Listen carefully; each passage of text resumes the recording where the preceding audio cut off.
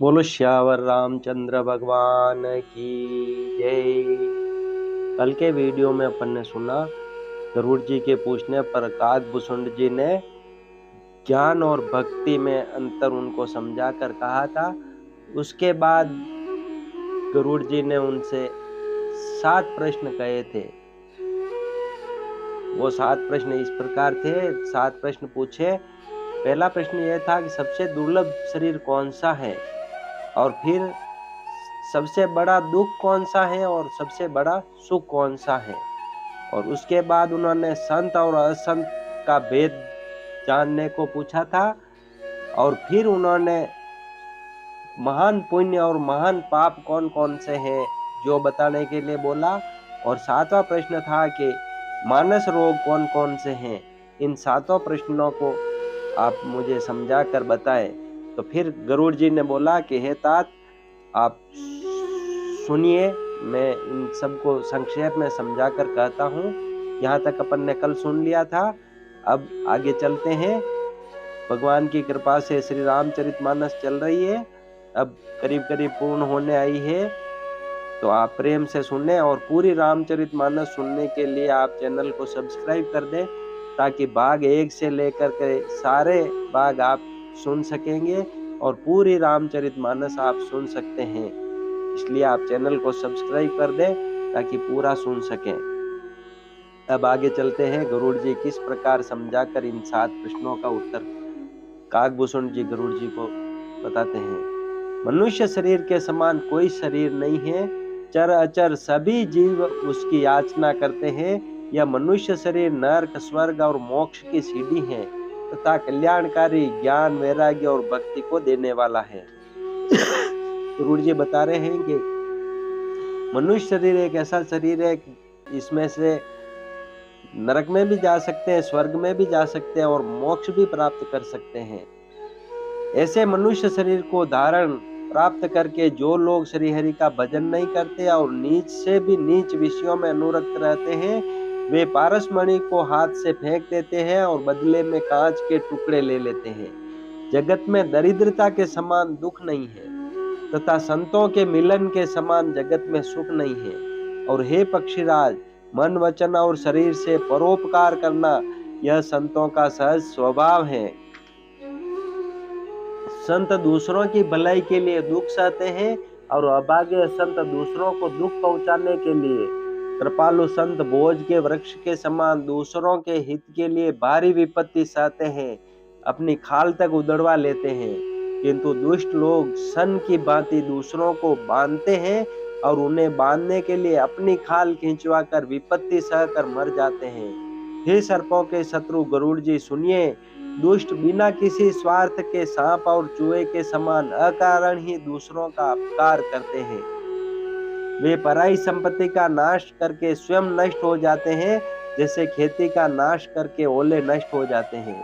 दुष्ट का अभ्युदय उन्नति प्रसिद्ध अधम ग्रह केतु के उदय की भांति जगत के दुख के लिए ही होता है। और संतों का अभ्युदय सदा ही सुखकर होता है, जैसे चंद्रमा और सूर्य का उदय विश्व भर के लिए सुखदायक है। वेदों में अहिंसा को परम धर्म माना है और पर निंदा के समान भारी पाप नहीं है। अब गुरु जी को काकभूषुंड जी बता रहे हैं, दूसरे की निंदा करना सबसे महान पाप है।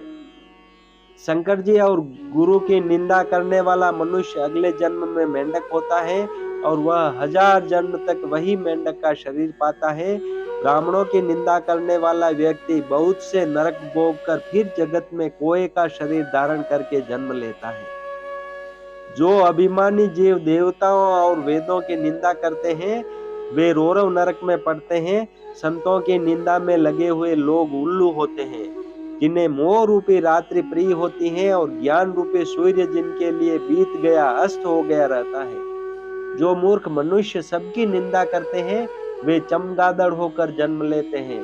हे तात, अब मानस रोग सुनिए, जिनसे सब लोग दुख पाया करते हैं। सब रोगों की जड़ मोह अज्ञान है। उन व्याधियों से फिर और बहुत से शूल उत्पन्न होते हैं। काम बात है, लोभ अपार बढ़ा हुआ कफ है और क्रोध पित्त है जो सदा छाती जलाता रहता है। यदि कहीं ये तीन भय वात पित्त और कफ प्रीति कर ले मिल जाए तो दुखदायक सन्निपात रोग उत्पन्न होता है। कठिनता से प्राप्त पूर्ण होने वाले जो विषयों के मनोरथ हैं वे ही सब शूल कष्टदायक रोग हैं। उनके नाम कौन जानता है, अर्थात वे अपार हैं। ममता दाद है, ईर्ष्या खुजली है, हर्ष विषाद गले के रोगों की अधिकता है, गलगंड कंठमाला या गेंगा आदि रोग हैं। पराये सुख को देखकर जो जलन होती है वही क्षयी है। दुष्टता और मन की कुटिलता ही कोढ़ है। अहंकार अत्यंत दुख देने वाला डमरू गांठ का रोग है। दंभ कपट मद और मान नहरुआ नसों का रोग है। तृष्णा बड़ा भारी उदर वृद्धि जलोदर रोग है। तीन प्रकार पुत्र धन और मान की प्रबल इच्छाएं प्रबल तिजारी हैं। मत्सर और अविवेक दो प्रकार के ज्वर हैं। इस प्रकार अनेकों बुरे रोग हैं जिन्हें कहाँ तक कहूँ।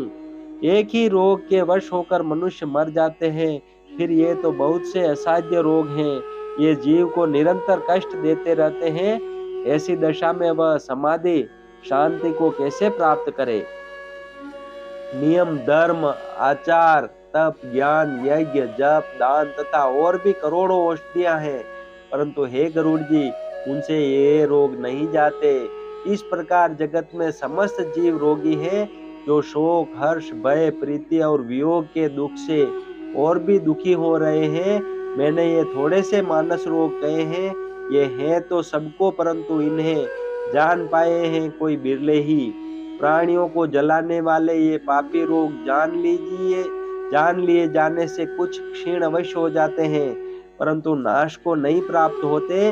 विषय रूप कुपत्य पाकर ये मुनियों के हृदय में भी अंकुरित हो उठते हैं। तब बेचारे साधारण मनुष्य तो क्या चीज है। यदि श्री राम जी की कृपा से इस प्रकार का सहयोग बन जाए तो ये सब रोग नष्ट हो जाए।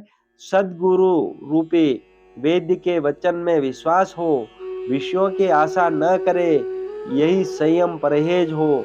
श्री रघुनाथ जी की भक्ति संजीवनी जड़ी है। श्रद्धा से पूर्ण बुद्धि ही अनुपान दवा के साथ लिया जाने वाला मधु है। इस प्रकार का संयोग हो तो वे रोग भले ही नष्ट हो जाए, नहीं तो करोड़ों प्रयत्नों से भी नहीं जाते। हे गोसाई, मन को निरोग हुआ तब जानना चाहिए जब हृदय में वैराग्य का बल बढ़ जाए, उत्तम बुद्धि रूपी भूख नित नई बढ़ती रहे और विषयों की आशा रूपी दुर्बलता मिट जाए। इस प्रकार सब रोगों से छूटकर जब मनुष्य निर्मल ज्ञान रूपी जल में स्नान कर लेता है, तब उसके हृदय में राम भक्ति छा रहती है। शिव जी ब्रह्मा जी सुखदेव जी सनकादि और नारद आदि ब्रह्म विचार में परम निपुण जो मुनि हैं, हे पक्षीराज, उन सब का मत यही है कि श्री राम जी के चरण कमलों में प्रेम करना चाहिए। श्रुति पुराण और सभी ग्रंथ कहते हैं कि श्री रघुनाथ जी की भक्ति के बिना सुख नहीं है। कछुए की पीठ पर भले ही बाल उगावे, बाज का पुत्र भले ही किसी को मार डाले, आकाश में भले ही अनेकों प्रकार के फूल खिल उठे, परंतु श्री हरि से विमुख होकर जीव सुख नहीं प्राप्त कर सकता। अब ये बातें बताइए, ये भी होने वाली नहीं है, लेकिन काकभूषण जी कह रहे हैं कि ये सब बातें अगर हो भी जाए कि कछुए की पीठ पर बाल उग जाए, बाज के पुत्र भले ही किसी को मार डाले, आकाश में भले ही फूल खिल जाए, इतनी बातें असंभव है, लेकिन अगर संभव हो भी जाए तो भी श्री हरि के विमुख होकर जीव सुख प्राप्त नहीं कर सकता है। ये बात काकभूषण जी गुरु जी को बता रहे हैं। मृग तृष्णा के जल को पीने से भले ही प्यास बुझ जाए, खरगोश के सिर पर भले ही सींग निकल आवे, अंधकार भले ही सूर्य का नाश कर दे, परंतु श्री राम जी से विमुख होकर जीव सुख नहीं पा सकता। बर्फ से भले ही अग्नि प्रकट हो जाए, ये सब अनहोनी बातें चाहे हो जाए, परंतु श्री राम से विमुख होकर कोई भी सुख नहीं पा सकता। जल को मतने से भले ही घी उत्पन्न हो जाए और बालू को पेरने से भले ही तेल निकल आवे, परंतु श्री हरि के भजन बिना संसार रूपी समुद्र से नहीं तरा जा सकता। यह सिद्धांत अटल है। प्रभु मच्छर को ब्रह्मा कर सकते हैं और ब्रह्मा को मच्छर से भी तुच्छ बना सकते हैं। ऐसा विचार कर चतुर पुरुष सब संदेह त्याग कर श्री राम जी को ही भजते हैं। मैं आपसे भली भांति निश्चय किया हुआ सिद्धांत कहता हूँ, मेरे वचन अन्यथा मिथ्या नहीं है कि जो मनुष्य श्री हरि का भजन करते हैं वे अत्यंत दुस्तर संसार सागर को सहज ही पार कर जाते हैं। हे नाथ, मैंने श्री हरि का अनुपम चरित्र अपनी बुद्धि के अनुसार कहीं विस्तार से और कहीं संक्षेप से कहा। हे सर्पों के शत्रु गरुड़ जी, श्रुतियों का यही सिद्धांत है कि सब काम भुलाकर श्री राम जी का भजन करना चाहिए। प्रभु श्री राम जी को छोड़कर और किसका सेवन भजन किया जाए, जिनका मुझ जैसे मूर्ख पर भी ममत्व स्नेह है। हे नाथ, आप विज्ञान रूप हैं, आपको मोह नहीं है। आपने तो मुझ पर बड़ी कृपा की है, जो आपने मुझसे सुखदेव जी, सनकादि और शिव जी के मन को प्रिय लगने वाली अति पवित्र राम कथा पूछी। संसार में घड़ी भर का अथवा पल भर का एक बार का भी सत्संग दुर्लभ है। हे गरुड़ जी, अपने हृदय में विचार कर देखिए, क्या मैं भी श्री राम जी के भजन का अधिकारी हूँ?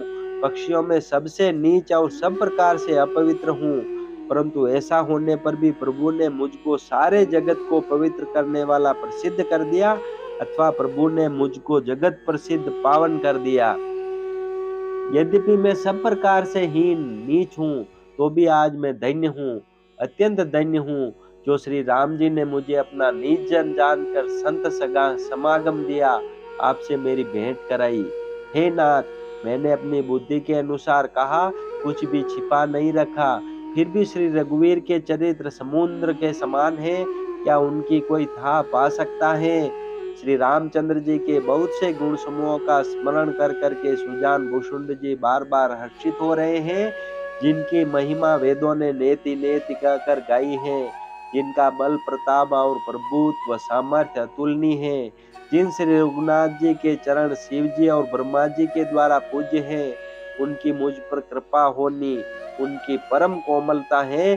किसी का ऐसा स्वभाव नहीं सुनता हूँ न देखता हूँ। अतः हे पक्षीराज गरुड़ जी, मैं श्री रघुनाथ जी के समान किसे गिनूं, किसे समझूं?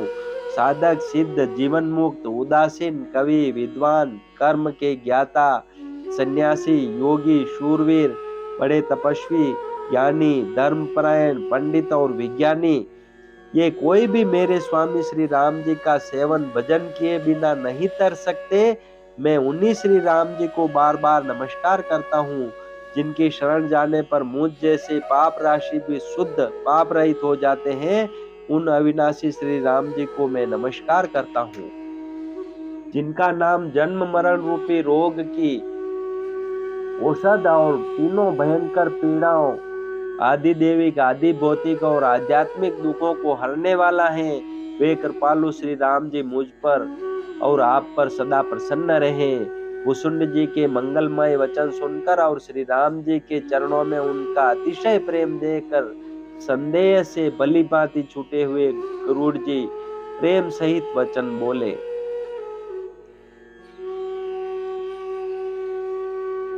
श्री रघुवीर के भक्ति रस में सनी हुई आपकी वाणी सुनकर मैं कृत्य हो गया।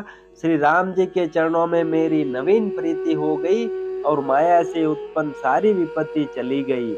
मोह रूपी समुद्र में डूबते हुए मेरे लिए आप जहाज हुए। हे नाथ, आपने मुझे बहुत प्रकार के सुख दिए, परम सुखी कर दिया। मुझसे इसका प्रत्युपकार उपकार के बदले में उपकार नहीं हो सकता। मैं तो आपके चरणों की बार बार वंदना ही करता हूँ। आप पूर्ण काम है और श्री राम जी के प्रेमी हैं। हे तात, आपके समान कोई बड़भागी नहीं है। संत, वृक्ष, नदी, पर्वत और पृथ्वी, इन सब की क्रिया पराये हित के लिए ही होती है। संतों का हृदय मक्खन के समान होता है, ऐसा कवियों ने कहा है, परंतु उन्होंने असली बात कहना नहीं जाना, क्योंकि मक्खन तो अपने को ताप मिलने से पिघलता है और परम पवित्र संत दूसरों के दुख से पिघल जाते हैं। मेरा जीवन और जन्म सफल हो गया। आपकी कृपा से ये सब संदेह चला गया। मुझे सदा अपना दास ही जानिएगा। शिव जी कहते, हे उमा, पक्षी श्रेष्ठ गरुड़ जी बार बार ऐसा कह रहे हैं, उन भुसुंड जी के चरणों में प्रेम सहित सिर नवाकर और हृदय में श्री रघुवीर को धारण करके धीर बुद्धि गरुड़ जी तब वैकुंठ को चले गए। हे गिरजे, संत समागम के समान दूसरा कोई लाभ नहीं है, पर वह संत समागम श्री हरि की कृपा के बिना नहीं हो सकता, ऐसा वेद और पुराण गाते हैं। बोलो श्यावर रामचंद्र भगवान की जय। श्री राम जय राम जय जय राम, श्री राम जय राम जय जय राम, श्री राम जय राम जय जय राम, श्री राम जय राम जय जय राम।